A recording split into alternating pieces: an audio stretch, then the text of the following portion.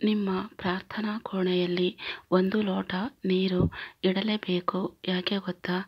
ಹೆಚ್ಚಿನ ಭಾರತೀಯರ ಮನೆಗಳಲ್ಲಿ ಪೂಜಾ ಕೋಣೆ ಇದ್ದೇ ಇರುತ್ತದೆ. ಪ್ರಾರ್ಥನಾ ಕೋಣೆ ಶಾಂತಿ ಮತ್ತು ಸಕಾರಾತ್ಮಕ ಶಕ್ತಿಯ ಸ್ಥಳವಾಗಿದೆ. ದೇವರ ವಿಗ್ರಹಗಳು, ದೀಪಗಳು, ಹೂವುಗಳು ಇತ್ಯಾದಿಗಳು ವಾಸ್ತುಶಾಸ್ತ್ರದ ಪ್ರಕಾರ ಪೂಜಾ ಕೋಣೆಯಲ್ಲಿ ಇಡಬೇಕಾದ ಅಗತ್ಯ ವಸ್ತುಗಳು. ಎಲ್ಲಕ್ಕಿಂತ ಮುಖ್ಯವಾಗಿ ಪೂಜಾ ಕೋಣೆಯಲ್ಲಿ ನೀರಿನ ಪಾತ್ರೆಯನ್ನು ಇಡುವುದು ಅವಶ್ಯಕ. ಹಿಂದೂ ಧರ್ಮದಲ್ಲಿ ನೀರನ್ನು ಪವಿತ್ರವೆಂದು ಪರಿಗಣಿಸಲಾಗುತ್ತದೆ. ಪ್ರತಿಯೊಂದು ಆಚರಣೆಗೂ ನೀರು ಬೇಕು. ಆ ನೀರು ಗಂಗಾ ನದಿಯಂತಹ ಪವಿತ್ರ ನದಿಗಳಿಂದ ತಂದ ನೀರಾಗಿರಬಹುದು ಅಥವಾ ಮನೆಯಲ್ಲಿ ಸಾಮಾನ್ಯ ಟ್ಯಾಪ್ ನೀರು ಕೂಡ ಆಗಿರಬಹುದು. ಹಾಗಾದರೆ ಪೂಜಾ ಕೋಣೆಯಲ್ಲಿ ನೀರನ್ನು ಏಕೆ ಇಡಬೇಕು ಎಂಬುದನ್ನು ತಿಳಿಯೋಣ. 1. ಶುದ್ಧೀಕರಣ.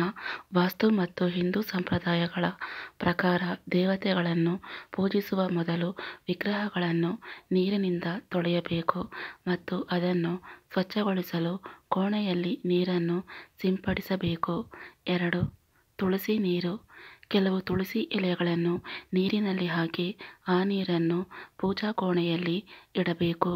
ಇದು ಸ್ಥಳವನ್ನು ಶುದ್ಧೀಕರಿಸುತ್ತದೆ ಮತ್ತು ದೇವತೆಗಳನ್ನು ಸಂತೋಷಪಡಿಸುತ್ತದೆ. ಪ್ರತಿ ಮನೆಯಲ್ಲಿ ಪೂಜೆಯನ್ನು ಪ್ರಾರಂಭಿಸುವ ಮೊದಲು ನೀರನ್ನು ಸಿಂಪಡಿಸಲಾಗುತ್ತದೆ. ಇದನ್ನು ತುಳಸಿ ನೀರಿನಿಂದ ಸಿಂಪಡಿಸುವುದು ಉತ್ತಮ.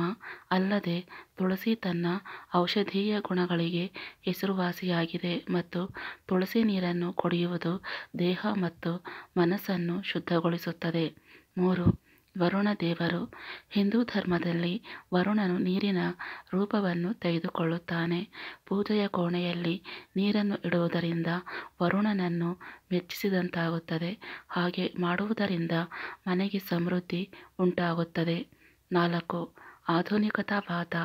ದೈನಂದಿನ ಪೂಜೆಯ ನಂತರ ನಾವು ದೇವತೆಗಳಿಗೆ ಹಣ್ಣುಗಳು, ಸಿಹಿ ತಿಂಡಿಗಳು ಅಥವಾ ಪಂಚಾಮೃತಗಳಂತಹ ಪ್ರಸಾದ ಅಥವಾ ನೈವೇದ್ಯವನ್ನು ಅರ್ಪಿಸುತ್ತೇವೆ.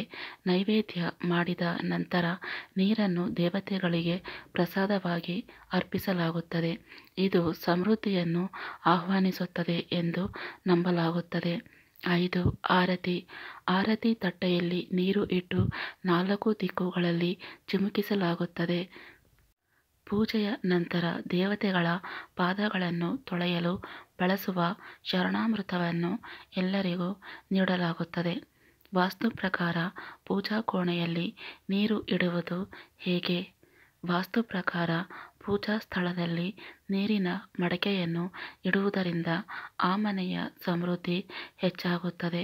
ಅದು ಧನಾತ್ಮಕ ಶಕ್ತಿಗಳನ್ನು ಹೆಚ್ಚಿಸುತ್ತದೆ. ಹೀಗಾಗಿ ಪೂಜಾ ಕೋಣೆಯಲ್ಲಿ ನೀರು ಇಡುವಾಗ ವಾಸ್ತು ತತ್ವಗಳನ್ನು ನೆನಪಿನಲ್ಲಿಟ್ಟುಕೊಳ್ಳಬೇಕು.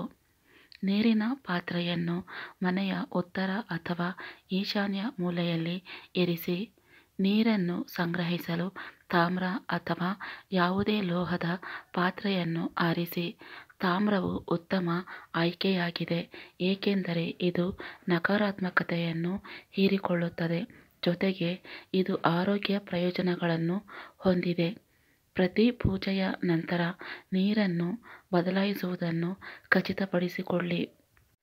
ಧನಾತ್ಮಕ ಶಕ್ತಿಯನ್ನು ತರಲು ಮನೆಯ ಪ್ರತಿಯೊಂದು ಮೂಲೆಯಲ್ಲಿ ನೀರನ್ನು ಸಿಂಪಡಿಸಿ. ಈ ಮಾಹಿತಿ ಇಷ್ಟ ಆದರೆ ಲೈಕ್ ಮಾಡಿ, ಶೇರ್ ಮಾಡಿ ಹಾಗೂ ಸಬ್ಸ್ಕ್ರೈಬ್ ಮಾಡಿ. ಧನ್ಯವಾದಗಳು.